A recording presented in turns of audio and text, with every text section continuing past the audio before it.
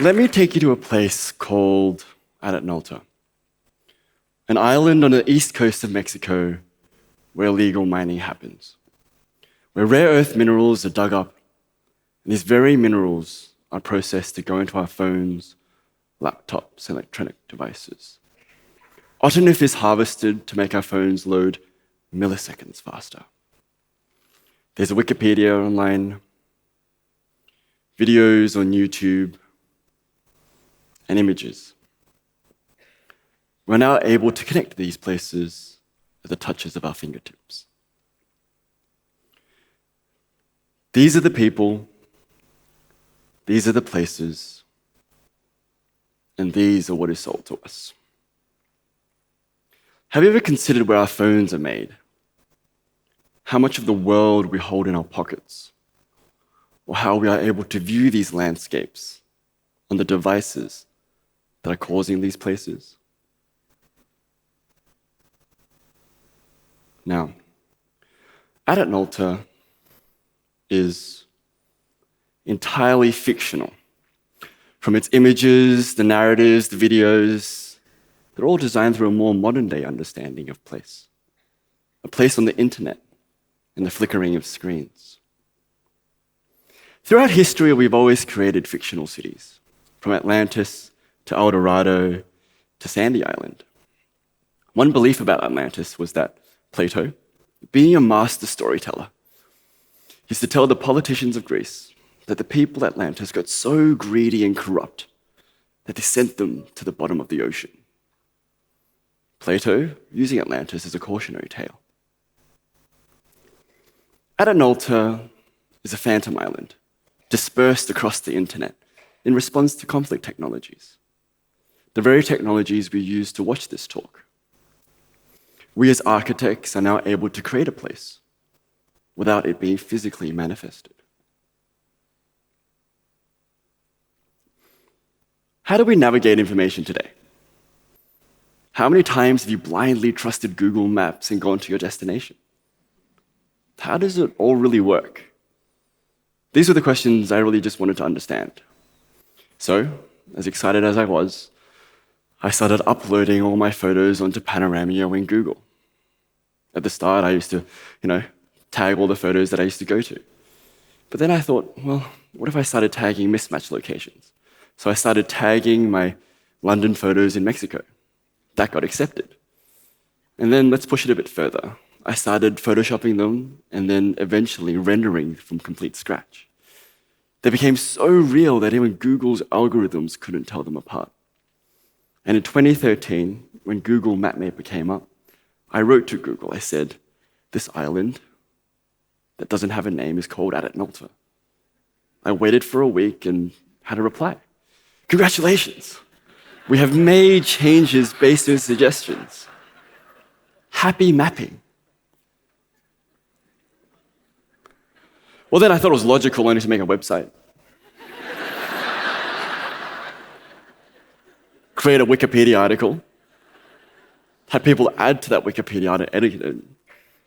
And then through webcam travel, I made a stage set model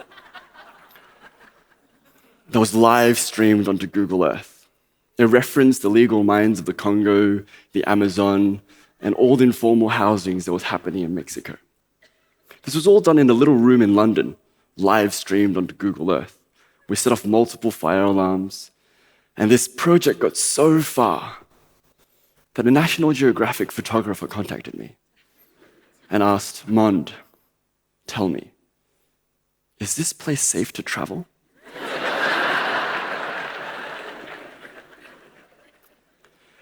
This fiction that I weaved together in 2013 brings together many things that we're going to face in the future. We're currently living in an information era where everything we consume is governed by an explosion of bits and bytes. How do we actually navigate this space? I had a goal to change the perception of architecture. Projects that made a difference rather than just more buildings. And as in the future, jobs are going to be completely different. I just want to share a couple of insights today. Virtual ecstasy, making the unmakeable.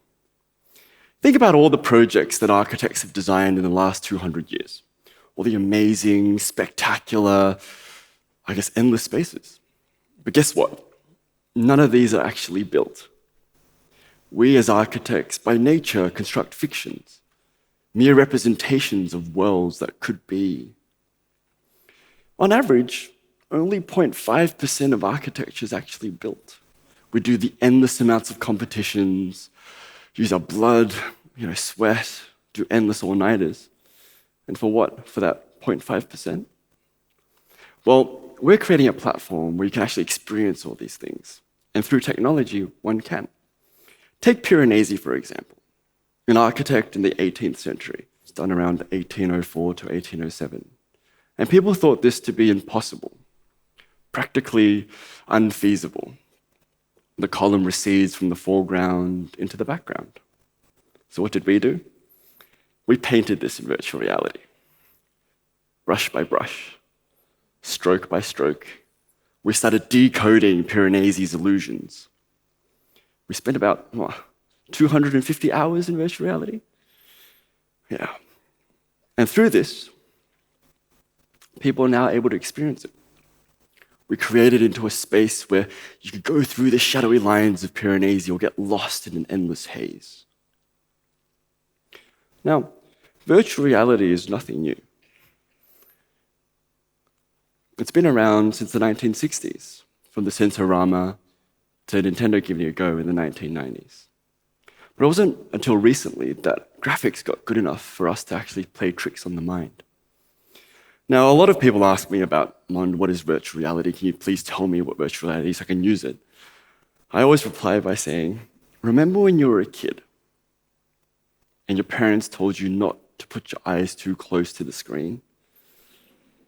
Well, now we've literally wrapped it on our faces. But do you know what excites me about the most about the future? The day when we can't tell the difference between the two.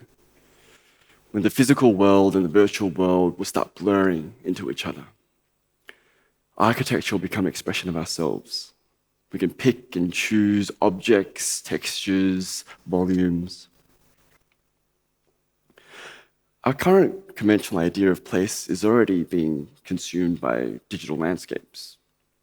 We decide where to stay on images and ratings on Airbnb. We live vicariously through other people's Instagram feeds. We're not far off from being able to actually imagine a room where you can see your Wi-Fi or radio signals. Or, alternatively, bask in a city of gold in your room. Or, if you wanted to, just a ruin and get lost in your living room. This is what the future of architects and designers could do, not limited by physical constraints. We're already experiencing a revolution of what a place is and what a place could be. Just like Adat Nolta, we in the future are the reality makers. One can tell stories about their opinions about the world, and architecture being the ultimate experience machine, not just on the flat screen, but through visceral, fantastical, electric pixels of tomorrow. Thank you.